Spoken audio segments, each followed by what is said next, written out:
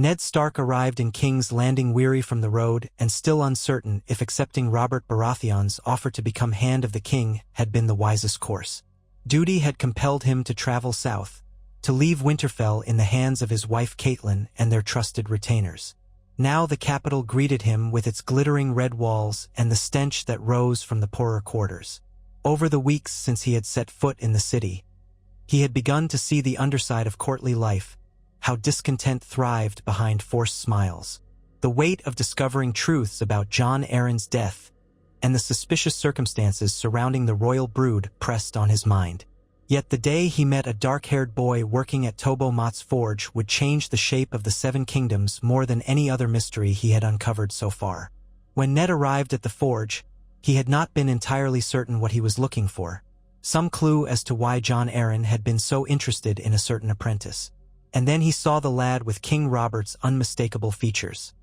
The black hair, the strong jaw, something in his eyes that spoke of storms and willful determination. Ned felt his chest tighten in realization. If Robert's bastard were truly out there, and if Jon Arryn had known the boy's identity, it might have been the final secret that had cost the old hand his life. But it was not in Ned's nature to turn away from what was right or to withhold what he believed the king needed to know. He waited a day, pondering the ramifications before confiding in the king. He had brought Gendry to the Red Keep under the pretext of discussing a new helm commission or some such reason, all the while unsure how Robert might react. In the darkness of the Hand Solar, Ned faced his old friend. The king's face was weary, etched with years of hard drinking and worry, but still Robert possessed that same boisterous presence Ned remembered from the battlefields. The mere mention of another child, a bastard in the city, had at first caused Robert to roll his eyes. He had more than a few recognized and unrecognized children scattered across the realm, a fact that was no secret to any. Yet when Ned insisted it was different, that Gendry was unlike the others, something in Ned's tone convinced Robert to at least meet the boy. And when Gendry stood there, tall for his age and broad of shoulder, with those Baratheon blue eyes and that shock of black hair, Robert's breath caught in his throat. Even in the gloom, by the single torch burning on the stone wall, Ned watched the life change in Robert's face. Recognition, regret, and a spark of pride flickered all at once. Gendry shifted uncomfortably, hardly understanding the significance of what was happening. His entire life had been spent in the lower part of the city, an orphan who knew only that his mother was dead and he had no place beyond the forge. The boy did not even know how to kneel properly in the presence of the king. Why would he? He had never been taught such courtesies. Yet Robert's expression moved from surprise to paternal protectiveness with surprising speed, and he reached out to put a huge hand on Gendry's shoulder. The moment hung with unspoken tension, the swirl of futures colliding with long-buried truths. Robert could have dismissed the boy, or at best thrown a few gold dragons at him for courtesy's sake, or kept him hidden for fear of scandal. But Robert Baratheon, for all his flaws, had once been a man who fought for justice, who rebelled against tyranny and avenged his beloved Lyanna. Though the crown had weighed heavily upon him, Ned could see in that moment the stirrings of the man he had followed into battle. With only Ned present, Robert asked Gendry's name, his age, asked who had raised him and how. The king's voice trembled with something like sorrow, remembering all the women he had known, never lingering long enough to care for them or the children they might have borne him.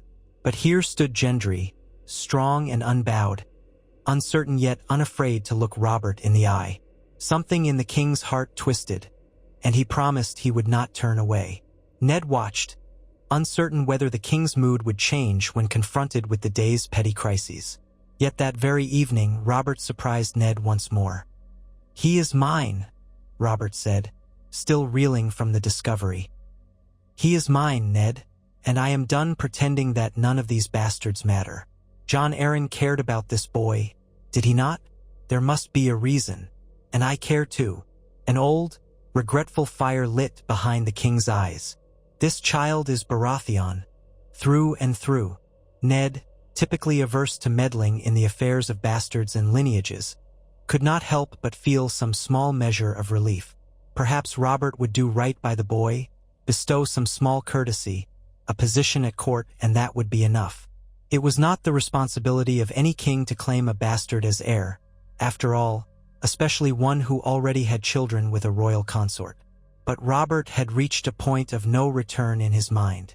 Driven by half-drunken frustration at Cersei's coldness, by the burden of illusions he had carried, by suspicions swirling about the parentage of the children he called his own, he made a decision that would soon rock the Seven Kingdoms.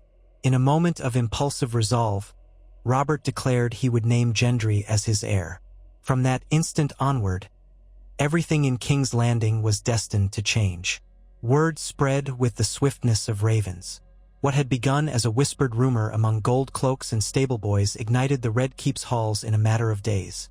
The king's new hand had found a bastard son of Robert's, and his grace intended to claim him not just as a Baratheon but as heir to the Iron Throne. The small council was thrown into disarray.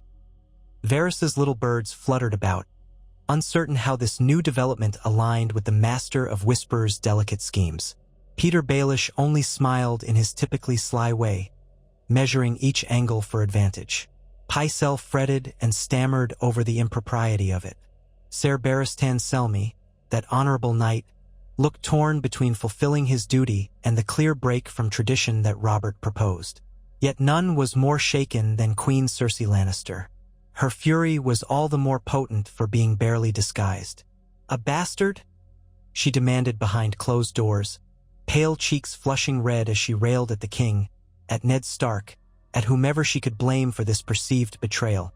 Though Gendry's existence had been rumored for years, never had Cersei imagined Robert would legitimize a child he fathered out of wedlock.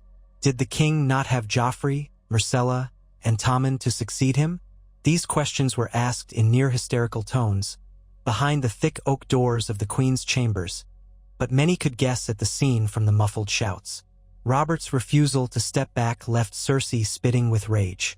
She turned to her kin, but Jaime was stoic, uncertain what to do beyond comforting his sister in secret. Tywin Lannister, hearing the news from his seat in the west, nearly crushed the hilt of his chair in anger. Prideful, calculating Tywin saw this as not just an insult but a challenge to Lannister power. If Robert intended to disinherit the children Cersei had borne him, then House Lannister's hold on the throne would be undone. While the Lannisters boiled, two figures quietly made their thoughts known. Stannis Baratheon on Dragonstone, and Renly Baratheon on the small council. Stannis, though typically stoic and stern, had long harbored doubts about the paternity of Robert's supposed heirs. He had noticed the children's golden hair, an odd divergence from the Baratheon line. He had tried to speak to Jon Arryn about it, tried to approach Robert, but had been turned away. For years, that suspicion festered, unacknowledged. Now, hearing that Robert had recognized a bastard who looked so unmistakably Baratheon, a child who might well be the only true scion of Robert's blood, Stannis surprised many by writing a letter of support. In typical Stannis fashion, it was curt and lawful, praising Robert for acknowledging a son of his own blood. At the end, he added that if Robert had reason to believe Gendry was indeed rightful heir over any other child of questionable lineage, then Stannis would respect the king's will in this matter. He would defend that rightful heir by land and sea. Renly Baratheon, more charismatic and sociable than his elder brother, found himself cornered by Littlefinger after a small council meeting. "Does this not concern you?" Peter had asked in a cool tone, a cunning glint in his eye. Renly only shrugged, a half-smile teasing his lips. In truth, he was shocked by Robert's sudden and drastic step, but he recognized an opportunity to strengthen the Baratheon name and perhaps marginalize the Lannisters. Renly's mistrust of the golden-haired family had grown steadily, and the Queen's open hostility toward anyone outside her own brood made her an unappealing ally. Besides, Renly had never taken the notion of Joffrey, that cruel boy, on the throne as anything but a horrifying prospect for the realm. Why not support his own blood, even if it was a bastard? So, with a flourish of good humor, Renly came out in favor of Robert's decision as well. Thus, the realm stood on the brink of a major shift. The king had an undisputedly Baratheon-looking son, and Robert seemed resolved to make him Prince Gendry, if not immediately then as soon as the formalities could be arranged. Yet tension coiled tight within the Red Keep. Cersei prowled the corridors like an enraged lioness, accompanied by members of the King's Guard loyal to her or to the Lannisters' purse. Whispers circulated that the Queen would not hesitate to do away with this new threat by any means necessary. Ned, though he found the entire situation precarious, did his best to guide Gendry through each new step, teaching him some measure of courtesy, ensuring he had proper clothing, even explaining how to properly address the king. The boy was uneasy, not quite understanding how he had gone from an anonymous apprentice to the focus of so many eyes. He had no love for the fancy trappings of the castle, nor for courtly intrigues. He felt more at home holding a hammer than wearing a velvet doublet. Still, there was something about Robert, something paternal and larger than life, that made Gendry stand straighter. When the king put his arm around Gendry's shoulders, or introduced him to lords and ladies, Gendry tried, awkwardly, to live up to the image. But acknowledging the boy as a bastard was one thing. Crowning him as the rightful heir was another entirely. With the lines of succession thrown into chaos, the small council insisted on an immediate hearing, to which Robert arrived in ill temper. The Iron Throne loomed behind them in the hall.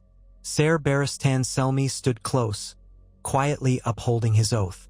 Renly was present, leaning back in his seat while fiddling with his collar. Varys had folded hands, giving an almost sympathetic smile at the king's predicament. Pycelle was clearing his throat. Littlefinger twirled his beard with a contemplative glance at the king. Ned was not a member of the small council by his own choice, but as hand of the king, he stood quietly to the side, a sentinel of the king's will. Robert, looming in the high seat, demanded the formalities be swift. Grand Maester Pycelle was the first to speak. Your Grace, the matter of heirs is not one to be taken lightly. Tradition demands that legitimate children of the king by his lawful wife are the rightful successors. This is the tradition stretching back centuries. Even in times of war, only rarely have bastards been legitimized, and it was always done by royal decree, typically signed by king and council. And even then, the claim was never so strong as that of legitimate offspring. Robert's eyes darkened. "I am the king," he said bluntly and with finality. "If I choose to legitimize my son, that is my right." Renly cleared his throat. "Of course, dear brother, you have that right. However, the good maester is correct that it is best done properly. A document can be drawn up, signed and sealed in the presence of the council, proclaiming the boy's name as Gendry Baratheon. Then, if you wish it, you may name him Prince of the Seven Kingdoms. That is your prerogative." "And what of the other children?" Pycelle asked, trembling but resolute in his questioning. "Shall the realm not raise an eyebrow if you disinherit Prince Joffrey, Princess Myrcella, and Prince Tommen?" At that, Robert sneered and cast a glance at Ned, who could only shift uncomfortably. No one spoke openly of the rumors swirling about the real father of the royal children. Most whispered it was Jaime Lannister, twin to the queen. Ned wished none of this had come to pass, for it was a quagmire certain to cause bloodshed. Robert had not openly declared his suspicion, not in a public forum, and yet there was an unspoken knowledge in the hall. The king finally spoke in a slow, determined voice.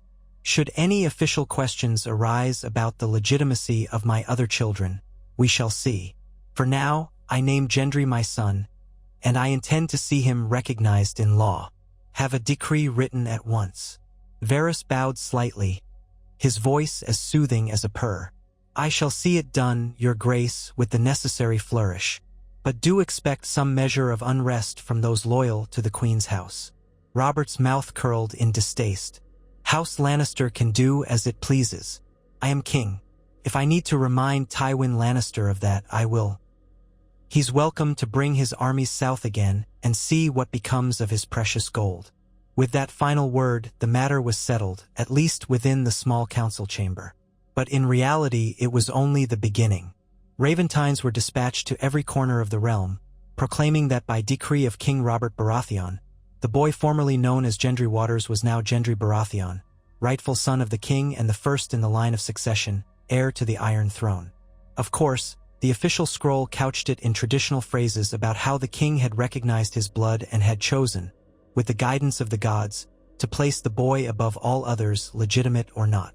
For many in the realm, it was shocking, a near blasphemy against the normal laws of inheritance.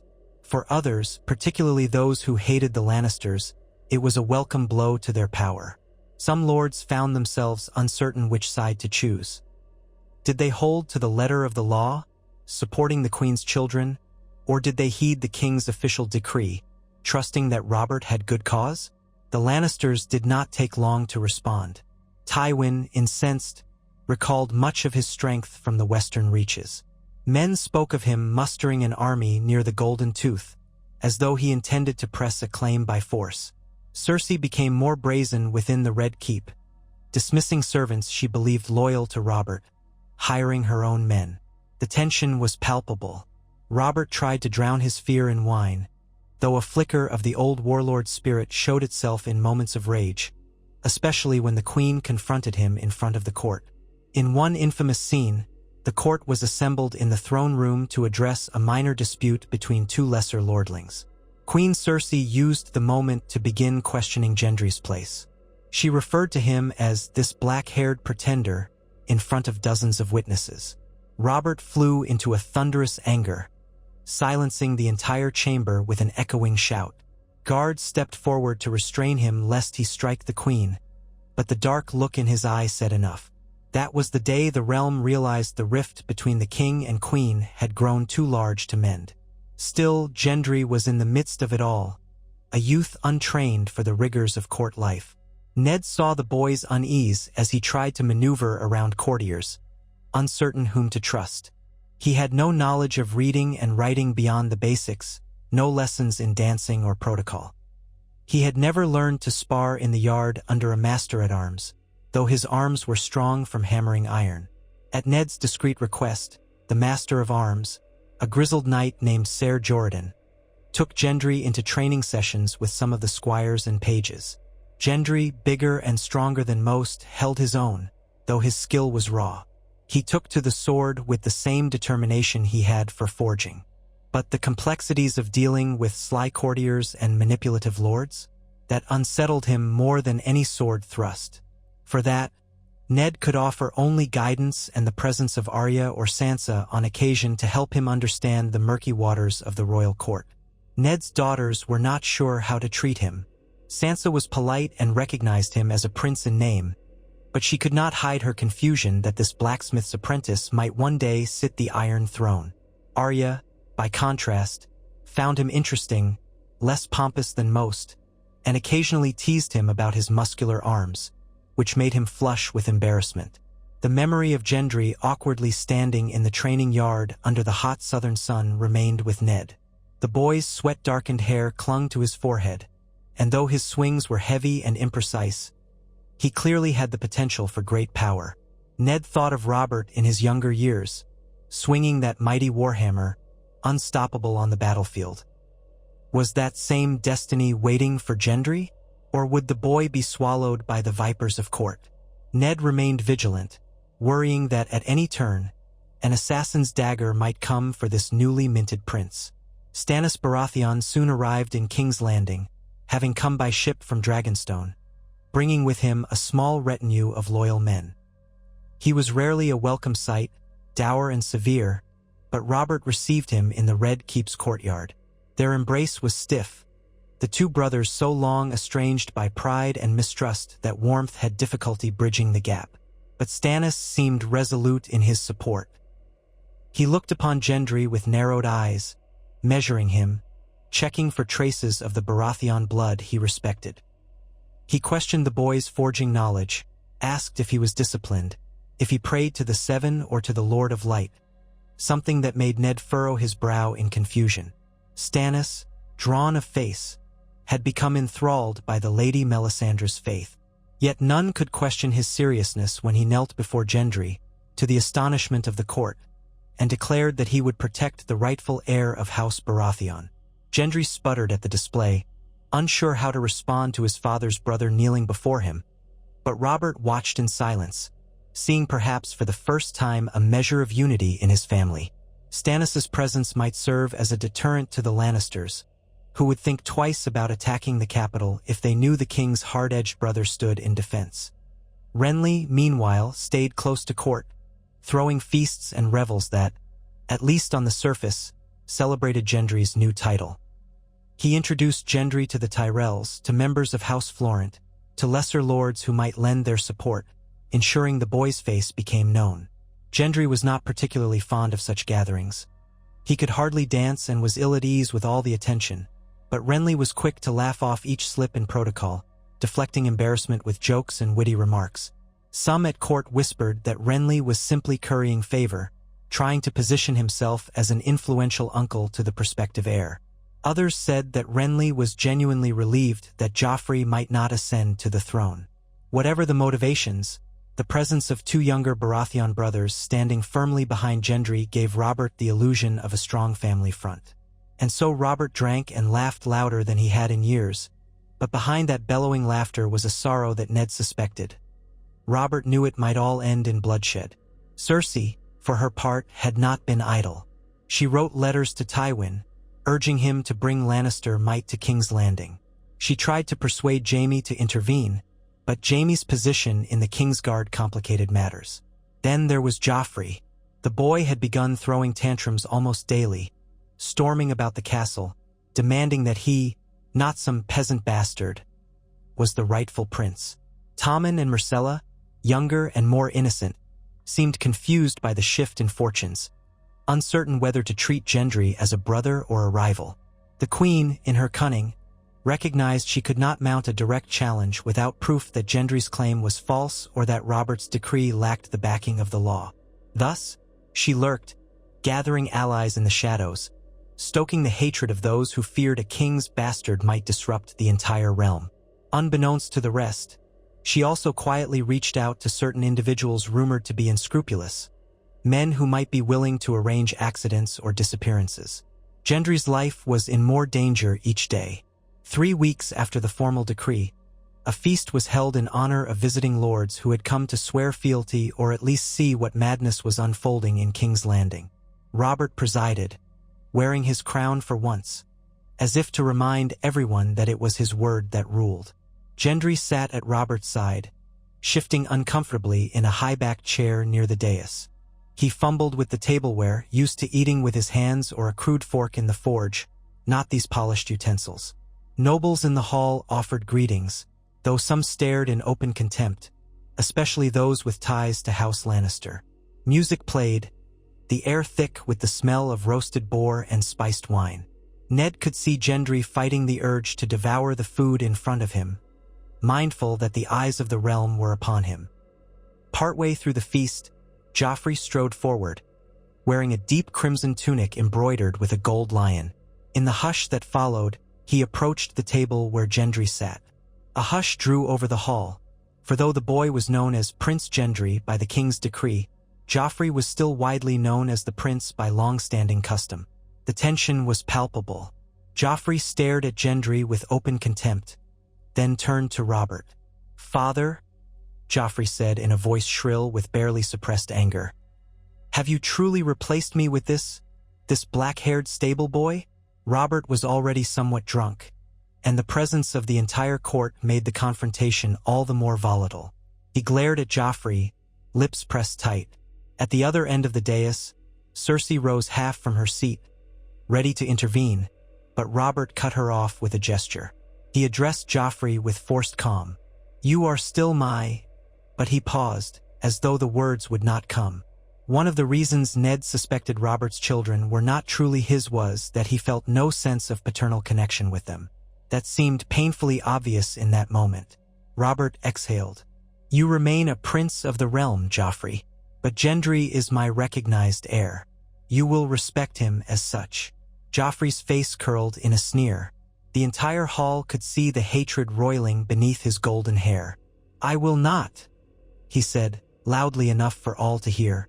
"You shame my mother, you shame me, and you shame the realm by placing a base-born whelp above me." Gasps echoed around the hall. Robert's eyes bulged with fury, and he half rose from his seat, fists clenched. Gendry looked frozen, uncertain how to respond. In that instant, Joffrey went for a dagger at his belt. But a flash of movement from the Kingsguard, a white cloak, a glint of steel, and the lad was disarmed before he could do more than pull the blade partially from its sheath. Ser Barristan, quick as ever, knocked the dagger from Joffrey's hand, sending it clattering across the marble floor. Robert roared, his voice echoing like thunder in the hall. "Take him away before I have him flogged." He was so enraged he almost lunged forward, but Stannis's heavy hand on his shoulder stopped him. The lords and ladies watched in varying states of horror and fascination as Joffrey was escorted out by two white-cloaked Kingsguard. Queen Cersei screamed after them, ordering them to stand aside, but the king's order could not be easily disobeyed in the moment. The queen's face twisted with fury. She spat at the ground, glared daggers at Gendry, and rushed after Joffrey, pushing aside guards and courtiers in her wake. A hush settled over the feast, broken only by the uncertain plucking of a lute. Robert sank back onto his seat, drained, and reached for his wine. Gendry, trembling, stared after Joffrey, uncertain if he was supposed to apologize or do something. Ned leaned in and murmured, "Sit still, lad. Do nothing. Let this pass." The boy nodded, swallowing hard. Before the feast ended, Robert left in a swirl of anger, ignoring the calls of well-wishers. Gendry was ushered away by Ned and escorted back to his newly assigned chambers, once an antechamber for lesser members of the royal household, now declared a suite for the king's recognized heir. As they walked, Gendry asked in a hollow voice if Robert truly hated Joffrey that much. Ned did not know how to answer. He had no place telling the boy the darkest suspicion that Joffrey was not Robert's at all, that he was born of incest between the Queen and Jaime Lannister. So he only said, "Robert is at war with himself, I think. Much of what you see is not truly your fault, Gendry." The boy gave a tired nod. But if Joffrey's outburst had shocked the court, it was only an omen of things to come. For within days, Tywin Lannister's host marched east, forging a path toward the capital. Ravens arrived, carrying grim tidings of entire villages forced to supply the marching host. As the realm braced for a potential siege, Robert bellowed that if Tywin dared approach King's Landing with an army, Robert would personally meet him in the field. The king's old appetite for war seemed awakened, though few believed Robert had the stamina or the shape for prolonged campaigns, given how much he indulged in feasting and drink. Yet war seemed inevitable unless a compromise could be reached. Tensions soared, and lords who had sworn to House Baratheon in the rebellion years ago now sharpened their swords in readiness once more. Ned Stark, wary of any path that led to open conflict, did what he could to muster a defense within the capital. The City Watch, or Gold Cloaks, had grown to roughly 2,000 men, but their loyalty was in question. Many were rumored to have taken coin from the Lannisters. Ned, ever the strategist, placed men he trusted in key positions, including the Red Keep gates and the Royal Armory. He also oversaw the forging of new weapons. Gendry's old master Tobo mought among the blacksmiths. The boy himself joined in, pounding steel in the yard, occasionally showing more competence in forging than in the bow or the sword. Yet as war loomed, Ned knew that Gendry, recognized heir or not, was still a child in many respects, hardly prepared to lead troops or command loyalty on the battlefield. In the midst of this tension, Robert, emboldened or maddened by his own sense of betrayal and rage, decided to hold a formal ceremony in the throne room to present Gendry Baratheon as crown prince. Lords present in King's Landing were commanded to attend, and many more arrived in the following days under heavy escort, uncertain of the brewing conflict. Ned stood at the foot of the Iron Throne as the court assembled. Robert wore the black and gold colors of House Baratheon, a stag's head embroidered on his chest, and for the first time in many years he truly looked the part of a warrior king, if older and thicker in the waist. The High Septon had been summoned to bless this recognition. Cersei was notably absent, though her children, minus Joffrey, who had been confined to quarters for the dagger incident, were in attendance, under guard. As the High Septon began the invocation, Gendry could be seen shifting nervously at the base of the throne steps. He wore black breeches and a gold-trimmed doublet that fit awkwardly on his broad shoulders, but he at least resembled a prince in the color scheme of House Baratheon. The boy's eyes flicked around the hall, seeing lords and ladies from every corner, some with disdain, some with curiosity. He glimpsed the tall form of Stannis, arms crossed, standing near the dais, expression unreadable. Renly stood beside Marjorie Tyrell, whispering a witty aside, no doubt. Farther back, a cluster of Lannister bannermen glowered, their cloaks embroidered with lions in shining thread. One could almost taste the tension in the air. The High Septon droned on, speaking of the god's will and of the king's wisdom. Finally, he lifted a hand for Gendry to kneel on the first step. The boy did so awkwardly, the hush in the hall absolute. Robert rose from the iron throne, the rattle of the metal seat echoing in the cavernous space. He descended 2 steps until he stood above Gendry. In a clear voice, Robert declared that this was his son, forged by the god's design and recognized as the rightful heir to the Iron Throne. From this day, Robert intoned, he shall be known as Gendry of the House Baratheon. Let all men treat him with the honor that is due to the next king. Then Robert took a sword. Ned recognized it as the same blade Robert had wielded when he hammered down the Targaryen line, and tapped the flat of it on Gendry's shoulders. The boy kept his head bowed, but Ned could see his trembling, the enormity of the moment bearing down on him. The High Septon intoned a blessing to the 7, and with that the decree was sealed.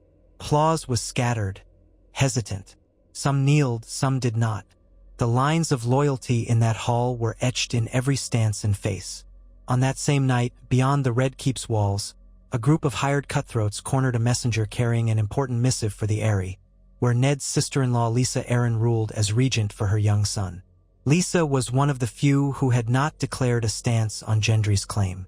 The cutthroats seized the messenger, tore open the scroll to read its contents, and when they saw it was a letter detailing the success of the ceremony and urging the Vale to stand with the king's new heir, they burned it and slit the messenger's throat. It was a single drop of blood in a storm that threatened to become a flood. The next day, Ned visited Gendry's chambers. He found the boy pacing back and forth, the newly awarded sigil of House Baratheon resting on a small stand, an ornate carving of a prancing stag. Gendry looked up, eyes haunted. I don't know how to be a prince, Lord Stark, he admitted. I can't speak like them. I don't know what to do when they bow to me. I barely know my letters. The queen hates me, and that golden prince wants me dead. He clenched his fists. I'd almost rather go back to the forge. Ned laid a hand on the boy's shoulder. You must bear it, he said gently.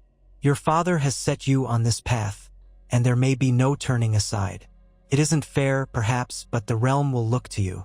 We will do what we can to teach you, but you must find your own strength. Gendry exhaled, nodding, though fear flickered in his gaze. I only wish I knew why King Robert wants me on the throne, the boy whispered. Is it because of that rumor about the queen's children? Ned did not answer, but his silence was enough. Gendry nodded slowly, realization dawning that this was not merely about the king's whim. It was about the fundamental legitimacy of those who had been raised as Baratheon heirs. He resumed pacing, wrestling with his uncertain future. Meanwhile, tension rippled through the castle.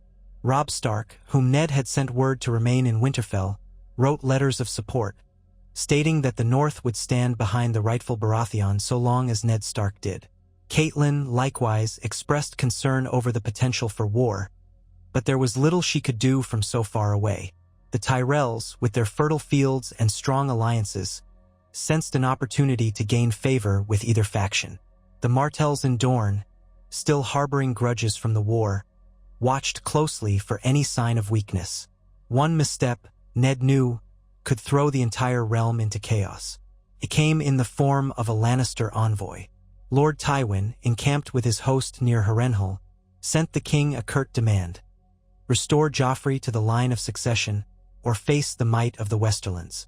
He couched it in the language of a father concerned for his daughter and grandchildren, but the threat was obvious. Robert tore the letter into pieces in front of the court, roaring that he would never yield to Tywin's intimidation. War drums beat in the distance, Scouts reported Lannister outriders prowling the King's Road, harassing travelers. Fear gripped the city. If Tywin marched on King's Landing, would the Gold Cloaks stand firm, or would they side with the highest bidder? The question weighed heavily on Ned's mind as he conferred with Littlefinger about the city's finances and possible mercenaries. The realm was on a powder keg. Robert's response was to call his banners. Stormlords loyal to House Baratheon, such as the Tarths, the Selmy family in Harvest Hall, the Carons of Nightsong, and the Penroses of Parchments, were summoned to defend the capital. Stannis, at Dragonstone, prepared to sail with a fleet to the Blackwater if the city were threatened. Renly worked feverishly behind the scenes to ensure the Tyrells would remain neutral or perhaps join the Baratheon cause should open war erupt. Gendry watched it all with widening eyes, seeing how the realm went to war ostensibly because he had been named heir. But deeper than that, he began to suspect that the true cause was the rift between Robert and the Lannisters, the bitter knowledge that Robert's marriage had been built on a lie. Not 2 weeks later, a small but heated skirmish took place just outside the city. A patrol of Gold Cloaks stumbled upon a group of Lannister men who had infiltrated the outskirts, possibly aiming to slip into King's Landing in disguise. Steel was drawn, and blood stained the dusty road. When news reached the Red Keep, Robert let out a wordless bellow of rage and demanded the heads of any infiltrators. Ned tried to keep the peace, urging caution, but every day it became clearer that war was coming. At night, in his solitary moments, Ned wrestled with guilt. It was he who had brought Gendry to Robert's attention. Had he not, none of this might have happened. Joffrey might still be recognized as heir, and though Ned despised the thought of that cruel boy on the throne, at least the realm would have been spared the torment of another war. But the truth was the truth, and Ned could not have hidden it forever. So he steeled himself to do what honor demanded: protect the boy. He doubled the guard around Gendry's chambers, assigned loyal men to watch day and night. Cersei's eyes and ears were everywhere, but Ned was not the man to yield to intimidation. One afternoon he found Gendry in the yard, pounding out a breastplate. The ring of metal echoed across the courtyard. When Ned asked him why he was forging armor instead of training with Ser Jordan, Gendry replied that forging calmed his nerves. Ned watched, impressed by the surety of the lad's strokes. A certain satisfaction gleamed in Gendry's face as he shaped the steel. It reminded Ned so much of Robert in his youth, forging alliances with the same raw passion.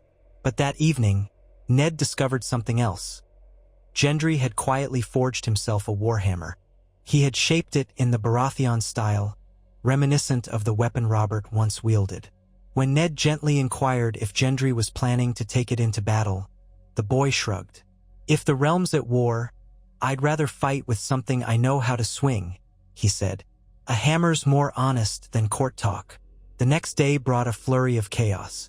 A raven arrived from Riverrun, carried by a Tully bannerman, urging peace.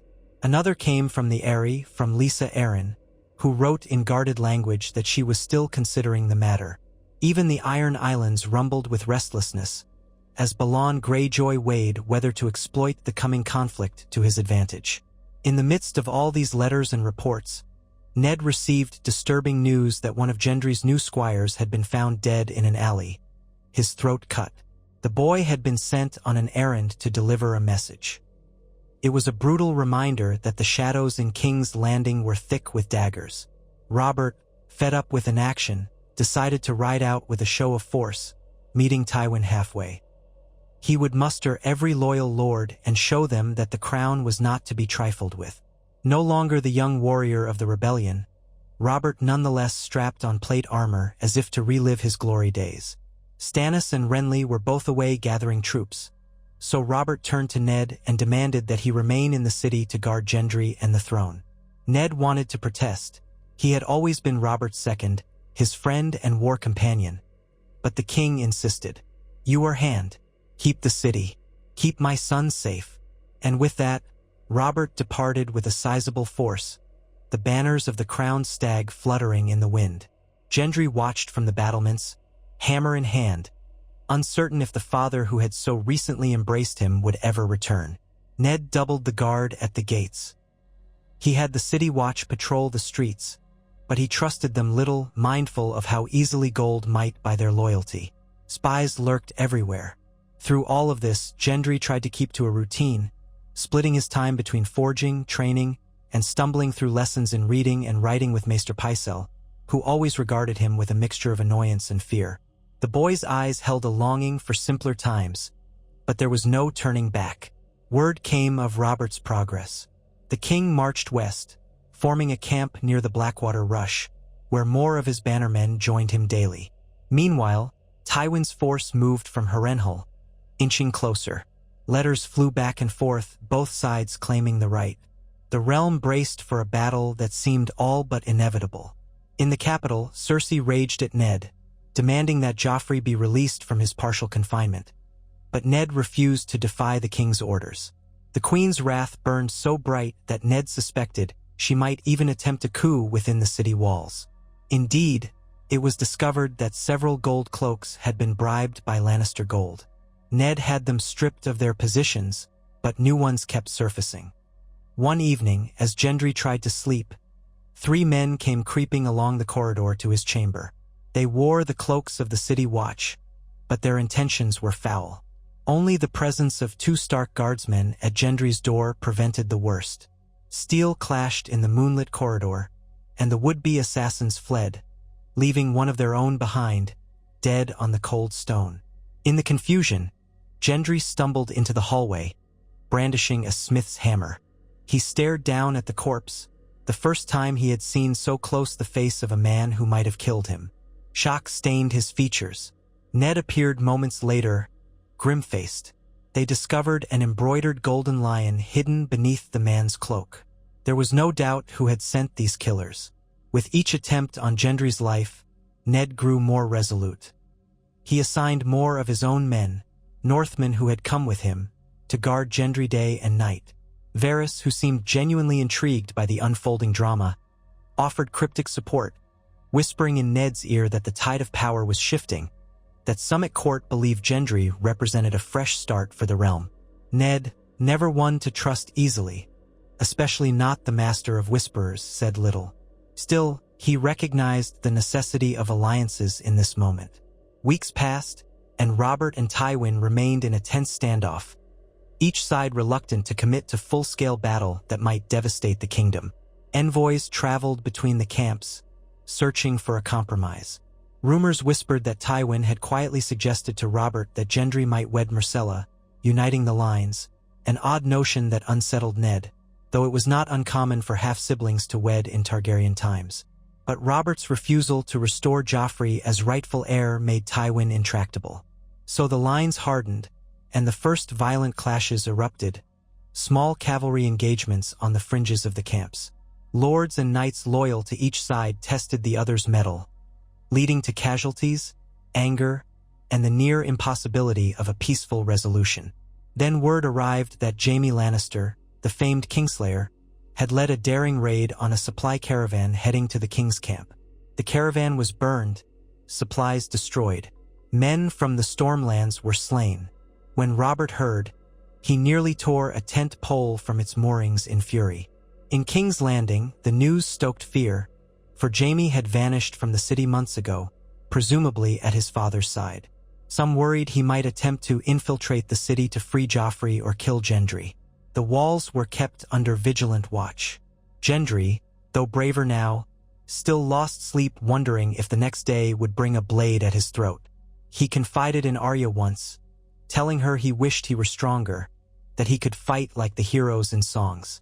Arya, in typical bluntness, told him to train harder and watch his back. As the threat of a major battle loomed, Stannis sailed from Dragonstone, landing his fleet at King's Landing. In a grim show of force, the harbor bristled with war galleys flying the fiery Hart and the crowned stag. Stannis himself brought troops onto the city walls, ensuring that if Tywin did try to besiege the capital, he would face the full might of the Baratheon navy. Ned watched Stannis's discipline and sense of duty with a mixture of respect and caution. Stannis had recognized Gendry, but Ned knew that if Robert died and Gendry faltered, Stannis might claim the throne himself. Yet for now, Stannis appeared unwavering in his role. He would support his older brother and the recognized heir, come what may. Finally, the storm broke. Scouts raced into the city to report that Robert and Tywin's forces had clashed in earnest near a small river crossing west of the Blackwater rush. The battle had been brutal and inconclusive. Robert, in his old fury, reportedly fought from horseback, smashing aside Lannister knights with a great warhammer reminiscent of his youth. Tywin had stayed behind the lines, commanding with cold precision. Both sides suffered losses, and the armies withdrew to lick their wounds. Another letter arrived from Tywin, stating that unless Robert repudiated this false prince, the bloodshed would continue. Ned, reading the letter out loud in the Red Keep's council chamber, clenched his jaw. Gendry, who had been invited to observe, listened with white-knuckled fists. All eyes turned to him, as though he were the cause, the catalyst, the reason good men died. The boy spoke, his voice trembling but resolute. "I never asked for men to die for me," he said. If the realm wants Joffrey on the throne, perhaps I should just give it to him." Before Ned could speak, Stannis's voice cut through the air like steel. "That is not how law or honor works, boy. If you are truly Robert's son, you must not yield to the Lannisters' falsehoods. Stand firm, or the realm will pay the price for your weakness." Gendry swallowed but said nothing further. Stannis's words, harsh though they were, had some truth. The city braced for the next wave of conflict. Food stores were rationed, blacksmiths worked day and night forging weapons. Peasants from the countryside flocked to the gates, seeking refuge behind the walls.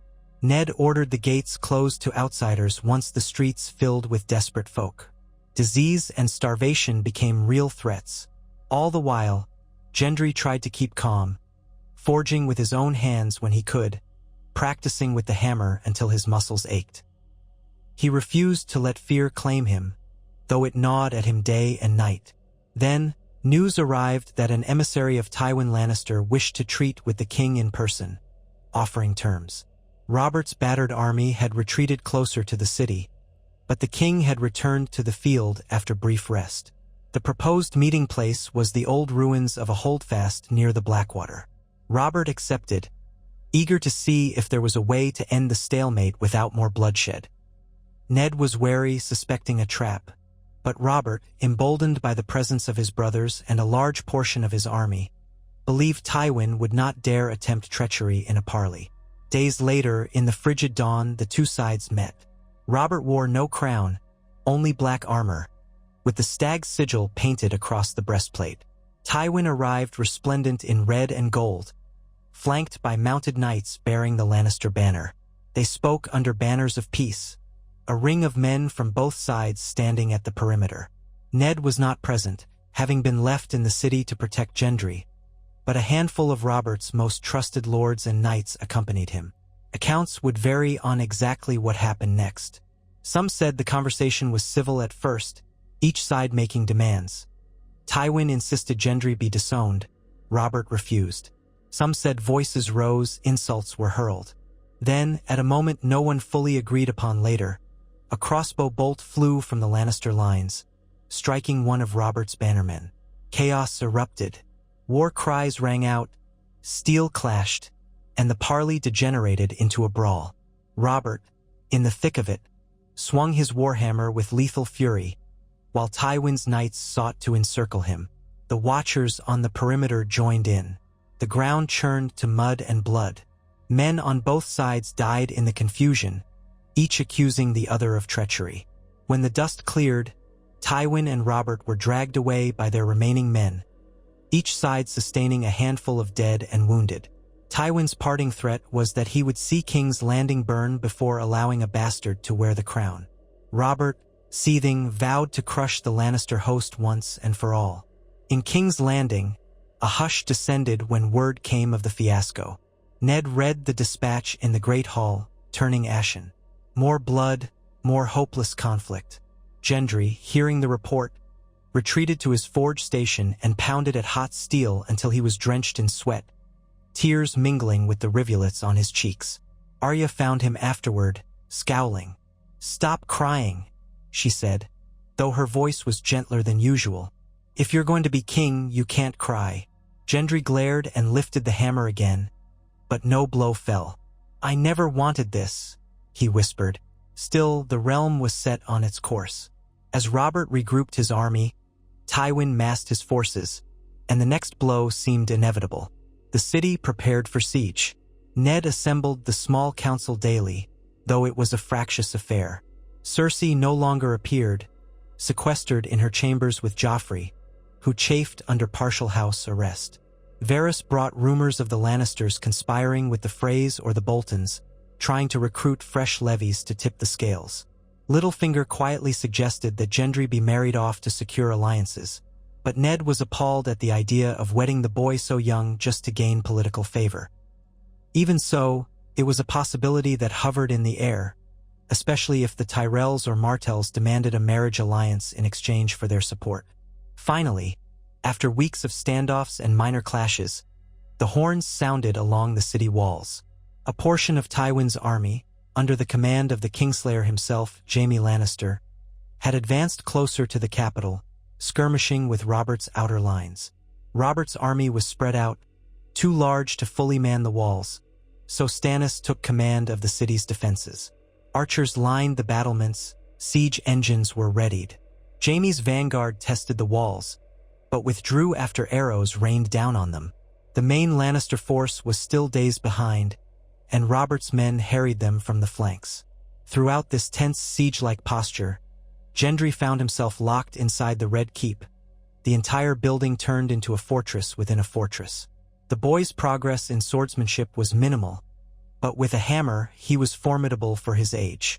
Ser Jordan, the old knight who had taken him under his wing, praised his raw potential but warned him that battle was not a blacksmith's shop. One mistake could end his life. Gendry was not eager to fight, yet he felt a strange stirring of responsibility. Men might die for his claim. Should he not stand with them? The final straw came when a band of Lannister sellswords managed to slip into the city through secret tunnels known only to a few. They attempted a daring nighttime raid on the Red Keep itself, presumably aiming to either kill Gendry or capture him as a hostage. Their infiltration was discovered by a patrolling guard just in time. Alarm bells rang out. Ned Stark himself led a contingent of loyal soldiers, confronting the sellswords in the dim corridors. The clash was fierce.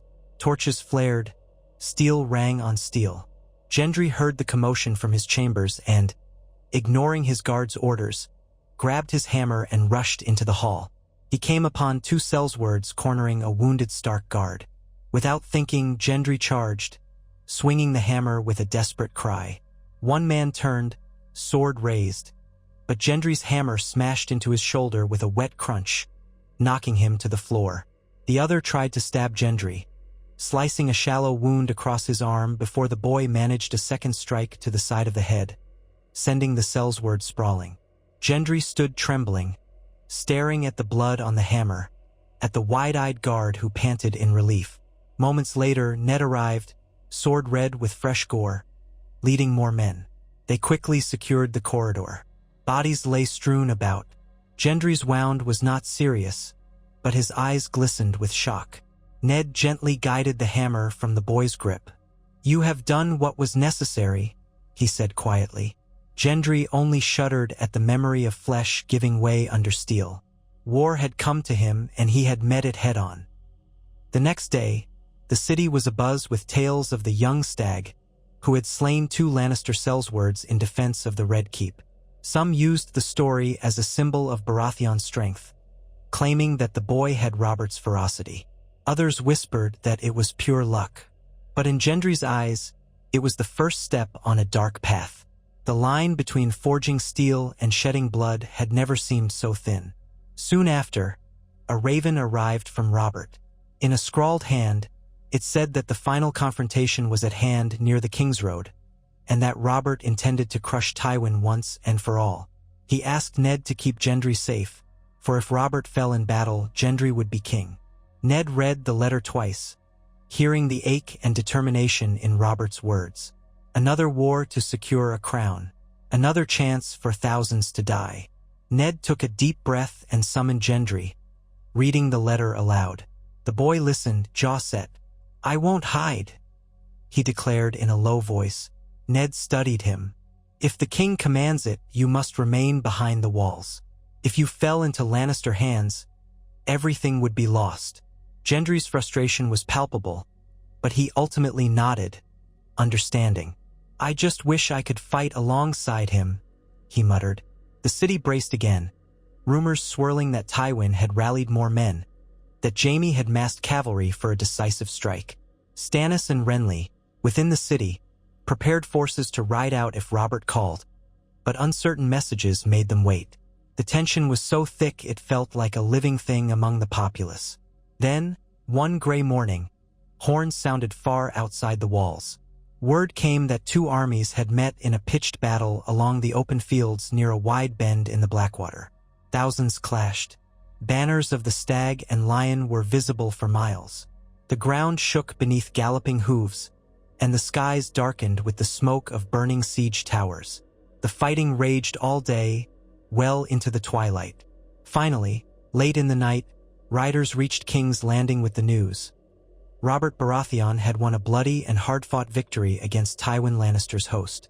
Tywin's lines had broken, and he himself was forced to retreat. Jaime's cavalry was scattered by an unexpected flank assault from the Stormlords. Casualties were high on both sides. Robert was wounded, but alive, spattered with the blood of friend and foe. The realm had been spared, for the moment, from total ruin. When the riders spoke of the victory, the city erupted in cheers. Bells rang from the great September Gendry. Hearing the news, felt both relief and horror at the cost. Robert returned to the city days later, battered and triumphant. He arrived in a litter, pale from blood loss in his left arm. Still, he managed a grin that lit the courtyard when Gendry rushed forward to greet him. "My boy," he growled, voice rough. "Still alive, I see. Good. One day the realm will know your strength." He tried to embrace Gendry, but the pain in his arm made him wince, and Gendry carefully helped him stand.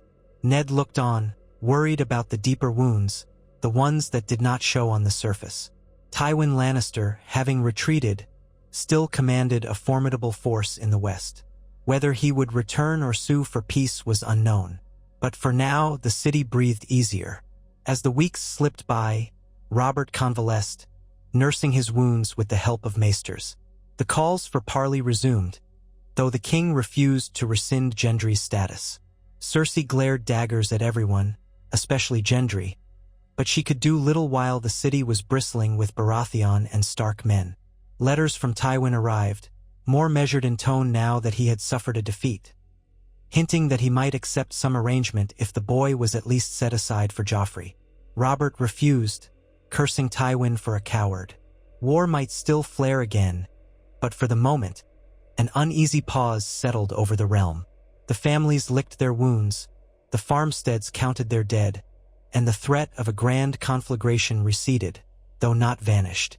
Gendry remained in the Red Keep, recognized by all as Prince Gendry Baratheon. He continued to train, forging and sparring under the watchful eyes of knights and guards. He learned how to address lords, memorized the lineages and the politics that shaped the Seven Kingdoms. Sometimes, at night, he would walk alone through the courtyard, gazing up at the towers, wondering if this would indeed be his future. To sit on that monstrous iron throne, ruling over a land that seethed with grudges. The forging of steel seemed far simpler. Yet, in the months that followed Robert's victory, the realm saw something curious. Petty squabbles among certain lords quieted, as though the great houses were too exhausted for immediate strife. The potential for open war with House Lannister still lingered, but Tywin was cunning. Having tested Robert's might, he might wait for a more opportune time. Meanwhile, Stannis quietly returned to Dragonstone, sending word that if Robert or Gendry needed him, he would come again. Renly resumed his courtly intrigues, feasting and entertaining, building alliances behind the scenes. Ned Stark remained his hand, abiding in the capital longer than he wished, for Robert needed him. The seeds of further conflict were there, but for now, a precarious balance held. As for Gendry, he found a kind of acceptance, if not comfort. Men began calling him Your Grace, or Your Highness out of habit. He tried to rise to the occasion, though it felt surreal each time. He even attended a tournament thrown by Renly, where knights competed in celebration of the royal victory. Gendry watched from the stands. Clad in black and gold finery, he still found stifling. When a knight from the Stormlands saluted him with a freshly won lance, dedicating his victory to Prince Gendry, the boy managed a stiff nod. So this was how princely life was. But that night, he snuck away to the forge, hammered out a small trinket, a crude stag the size of a coin, and placed it in his pocket, a reminder of who he truly was underneath the titles. The Lannisters had not vanished, however.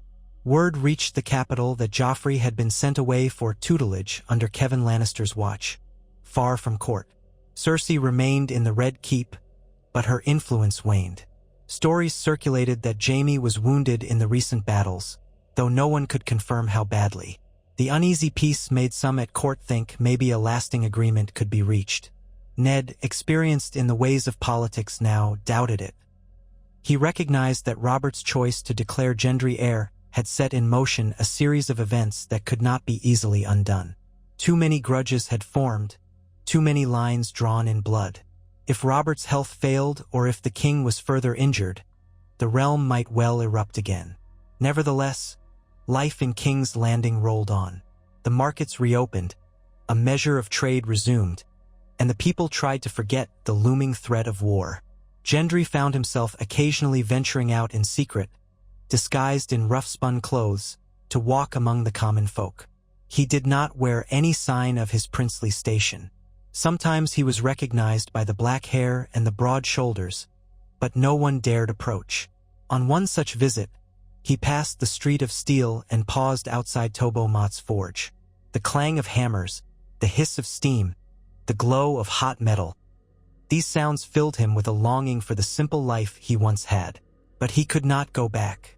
The door was closed to him now that he was a prince. He was known, he was a target, he was the future. Still, as time moved forward, Gendry did find purpose. He observed the small council sessions with Ned, learning how justice was dispensed, how petitions were heard. He saw the corruption in some of the city's dealings, how coin greased the wheels. He recognized how easily he could be manipulated if he remained ignorant.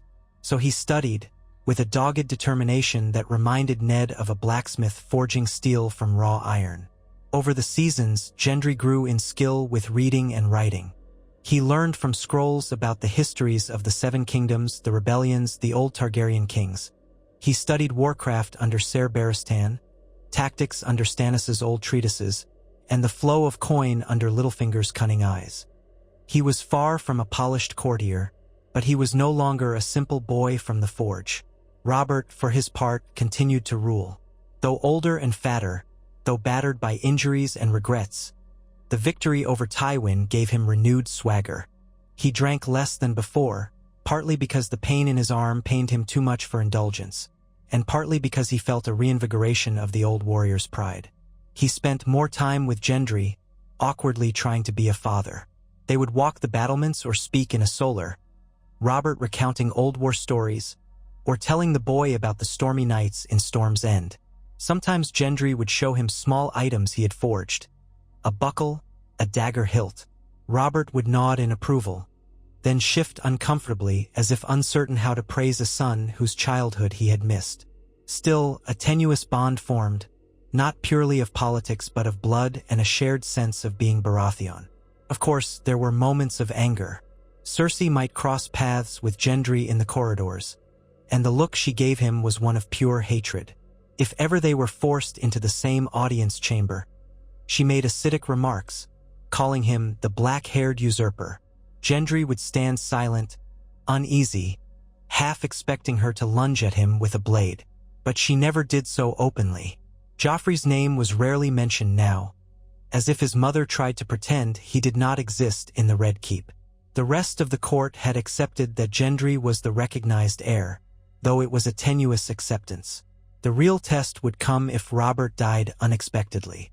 Would the realm rally to the boy with the warhammer, or would they follow the Golden Lion banners, claiming Joffrey was the rightful heir by birth to the king's wife? In the end, No one could say how the future might unfold. But for that fragile time, there was a semblance of calm. The storm had not passed. It only waited on the horizon. And in that quiet, Gendry found small glimmers of hope. He discovered that while forging steel, he could think of new ideas. Perhaps forging a realm, like forging a blade, required repeated hammer blows and careful tempering. Sometimes, late at night, he would think that maybe he could be a good king if fate or the gods willed it. Maybe he could end the corruption, protect the small folk, build alliances instead of waging endless war. The dream felt naive, but it was there, warming him in the darkness. Ned Stark noticed the changes in Gendry over the passing months. The boy grew taller, shoulders broader, arms corded with muscle. He showed more confidence in conversation, though still prone to bluntness. If Robert had died at that moment, Ned had the feeling Gendry might not be entirely unready. Though the realm would split around him, perhaps in blood, Gendry at least had a core of decency that Ned recognized from the boy's mother's side, whomever she had been. And from Robert, Gendry had inherited that Baratheon fire, that unyielding spirit which, tempered by Ned's guidance, might become something strong. So it was that the once-forgotten blacksmith's apprentice now bore the heraldry of a crowned stag on his chest, was guarded by knights, and studied to rule.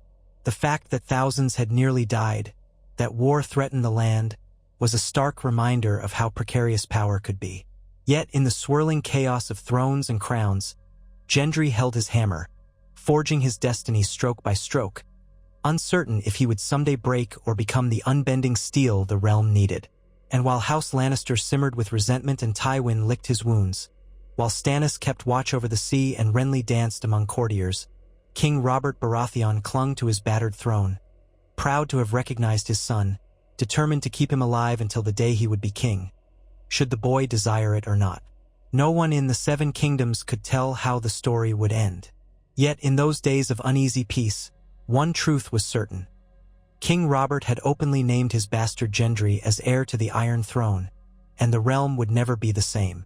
The echoes of that choice would resound in every hall and castle, in every whisper and rumor, shaping the fortunes of lords and small folk alike. A single decision, born of pride, suspicion, and a father's belated sense of responsibility, had rewritten the fate of the Baratheon line.